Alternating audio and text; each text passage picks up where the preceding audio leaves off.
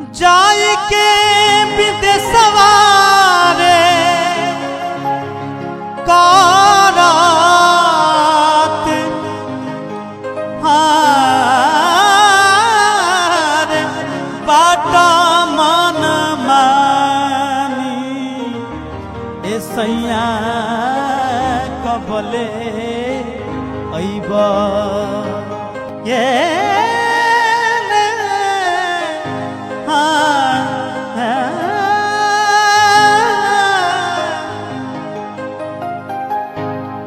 जाई के विदेशवा रे कारत बाटा मन मानी ए सैया कबले अइबा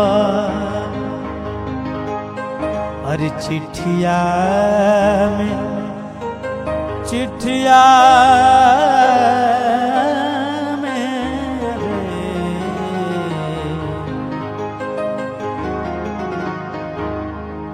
चिट्ठिया में हम पूछतानी अरे सैया कबले अइबा चिट्ठिया में हम पूछतानी सैया कबले अइबा। और दो लाइन कही के कहिला आई बुधनी हम साल भीतर अइला ना सुरतिया तोहार चित से न उतरे चित से न उतरे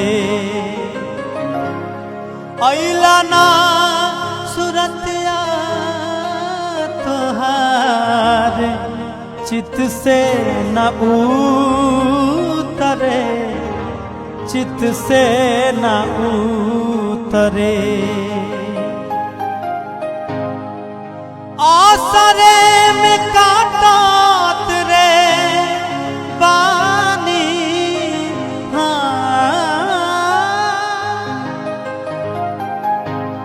आसरे में काटत पानी सागरो जवानी ए सैया कबले अइबा चिट्ठिया में हम पूछतानी सैया कबले अइबा चिट्ठिया में हम पूछतानी सैया कबले अइबा। हम सुशील कुमार प्रेमी रो लोग से वीडियो देखा के विदा लेतानी। एकरा के रुआ लोग से निहोरा बा कि इस चैनल के ऐसा ही प्यार और दुलार देते रहें लोग और इस चैनल के आगे बढ़ाएं लोग और सब्सक्राइब कर मत भुलाएं लोग। धन्यवाद, प्रणाम, नमस्कार।